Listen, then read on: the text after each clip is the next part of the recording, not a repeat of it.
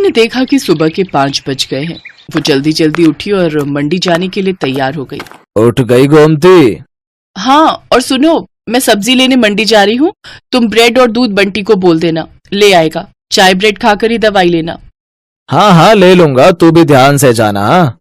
गोमती का पति किशन बीमार रहता था, इसलिए घर का खर्च चलाने के लिए गोमती सब्जियां बेचने लगी। गोमती सुबह सुबह की ताजी सब्जी खरीदने के लिए बड़ी मंडी जाने लगी।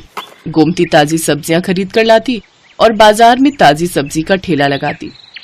सभी ग्राहक जानते थे कि गोमती बड़ी मंडी से ताजी सब्जियां लाती है, इसलिए सुबह सुबह गोमती के ठेले पर सब्जी खरीदने के लिए ग्राहकों की भीड़ लग जाती थी।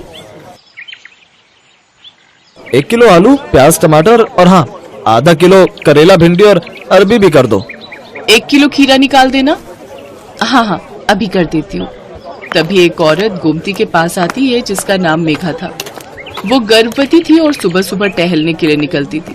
मेघा का नियम था, वो गोमती से ताजी सब्जियां लेती हुई ही घर जाती थी। गोमती, मैंने तुम्हें कच्चे आम बोले थे, लाई हो क्या? हाँ हाँ मेघा दीदी, आपके कच्चे आम मैंने पहले ही अलग ले लिए थे। ये देखो ताजे ताजे कच्चे आम।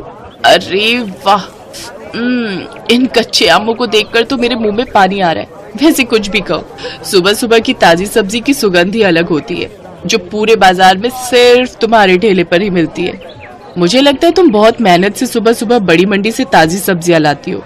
कितने बजे उठ जाती हो गोमती? मेघा दीदी, रात को देर से सोती हूँ और आप तो जानती ही हो बंटी के पापा की तबीयत ठीक नहीं रहती।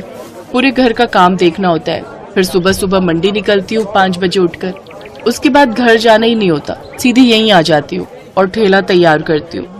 और कोई सब्जी चाहिए, दे दूं क्या? और आज आप अकेले आए हो? अक्सर तो आपके साथ अमर भैया होते हैं। हाँ, अमर को कुछ दिनों के लिए ऑफिस के काम से बाहर जाना पड़ा, आ जाएंगे बोल रहे हैं। वैसे मैंने माँ को बुला लिया है, अकेली होती हूँ ना घर पर तो मन ही नहीं लगता। एक काम करो, मैं तुम्हें सब्जियां बता देती हूँ, क्या तुम रोजाना मेरे घर पर ताजी सब्जियां दे जा सकती हो? अब चला नहीं जाता, पूरा टाइम है ना इसलिए। हाँ हाँ आप चिंता मत करो मेघा दीदी, मैं रोजाना सुबह सुबह की ताजी सब्जी आपके घर पहुंचा दिया करूंगी। इस हालत में आप अपना ख्याल रखो और किसी भी चीज की जरूरत हो तो मुझे वो भी कह देना, मैं ला दिया करूंगी। मैं तो बड़ी मंडी जाती ही रहती हूँ। बहुत बहुत धन्यवाद गोमती, नहीं तो आजकल इतना कौन करता है। ठीक है, अब मैं चलती हूँ, ये मेरा फोन नंबर है, मैं तुम्हें सब्जियां बता दिया करूंगी, तुम पहुंचा दिया करना। ठीक है दीदी, इसमें अपना नंबर आप खुद ही डाल दो, मुझे डालना नहीं आता। हाँ हाँ लाओ। मेघा अपना नंबर गोमती के फोन में सेव कर देती है और उसका नंबर भी अपने फोन में ले लेती है। मेघा गोमती को फोन पर बता देती थी कि उसे सब्जी में क्या चाहिए। हेलो, हाँ मेघा दीदी, ठीक है, मैं अभी ठेले पर पहुंचूंगी ना तो पहले आपकी सब्जियां ही अलग करके दे जाऊंगी, उसके बाद ठेला लगा लूंगी। ठीक है गोमती।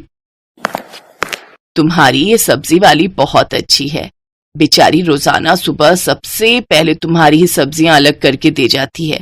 इसकी दी हुई भिंडी मैंने कल काटी थी, एक भिंडी खराब नहीं निकली, सब ताजी कच्ची कच्ची भिंडी थी। हाँ माँ बहुत अच्छी है गोमती, पर बेचारी का पति बीमार रहता है, 3 छोटे छोटे बच्चे हैं, अकेले ही सब्जी बेचकर घर का गुजारा कर रही है। गोमती सच में बहुत अच्छे स्वभाव की थी, ये बात मेघा और उसकी मम्मी जानते थे। एक दिन बहुत तेज बारिश हो रही थी, सड़कें पानी से भर गई थी, निकलने का भी कोई रास्ता नहीं था। गोमती सब्जियां तो ले आई थी पर ठेले पर नहीं लगा रही थी। आज तो बारिश ने परेशान कर दिया, सोच रही हूँ ठेला रुक कर लगाऊं, सड़कों पर पानी भरा हुआ है, कोई सब्जी लेने नहीं आएगा, थोड़ी देर बाद ही लगाऊंगी। अभी सारी सब्जी की बोरियां यहीं साइड में रख देती हूँ। एक काम करती हूँ, मेघा दीदी ने कल कच्चे आम बोले थे और बाकी सब्जियां भी तब तक उन्हें दे आती हूँ। आज उनका फोन भी नहीं आया, उन्हें लगा होगा कि मैंने बारिश के चलते सब्जी नहीं लगाई होगी। बारिश का पानी भी थोड़ा उतर जाएगा, बोरियां यहीं ठेले पर बांध जाती हूँ। गोमती ने सब्जी की बोरियां ठेले पर बांध दी और ठेले को जंजीर से बांधकर वो सब्जियां देने के लिए मेघा के घर चली जाती है। पर वो देखती है कि मेघा की तबीयत बहुत खराब है और जिस डॉक्टर से उसका इलाज चल रहा है वो उसका फोन नहीं उठा रही है। अस्पताल में भी कोई फोन नहीं उठा रहा, जिस वजह से मेघा और उसकी मम्मी बहुत परेशान हो रहे थे। मम्मी, कोई भी फोन नहीं उठा रहा, मेरा दर्द बढ़ता जा रहा है, मुझे लग रहा है मेरा लेबर पेन स्टार्ट हो गया है। मुझे भी यही लग रहा है कि तुम्हारे बच्चे का दर्द शुरू हो गया है। एक तो बारिश में कोई कैब भी बुक नहीं हो रही। आंटी जी आप चिंता मत करो, यहाँ थोड़ी दूरी पर ही मेरी जान पहचान वाले एक ऑटो वाले भैया रहते हैं, मैं अभी उन्हें लेकर आती हूँ। मुझे लगता है आज बारिश की वजह से वो काम पर नहीं गए होंगे। गोमती उस ऑटो वाले के घर जाती है जिसे वो जानती थी। बारिश की वजह से ऑटो वाला भैया आज काम पर नहीं गया था। गोमती के कहने पर वो अपना ऑटो निकाल लेता है। वो सब मेघा को अस्पताल ले जाते हैं। गोमती मेघा की मम्मी के साथ वहीं रहती है। बारिश भी अब रुक चुकी थी, पानी सड़कों से उतर गया था।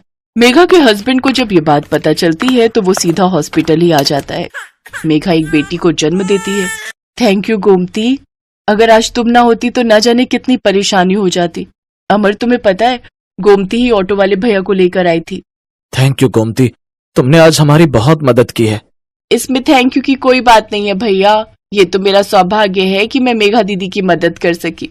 और मैं बहुत खुश हूँ कि मेघा दीदी ने इतनी प्यारी सी गुड़िया को जन्म दिया है। अब तो मैं मिठाई खाऊंगी। गोमती को ध्यान ही नहीं रहा, वो अपना ठेला और सब्जियां सुबह से छोड़कर आई हुई थी। सब सब्जी वाले बारिश की वजह से वहां से जा चुके थे। गोमती देखती है उसका ठेला और सब्जियां कोई चोरी करके ले गया। गोमती बहुत रोती है। ये बात जब मेघा और अमर को पता चलती है तो वो गोमती की मदद करते हैं।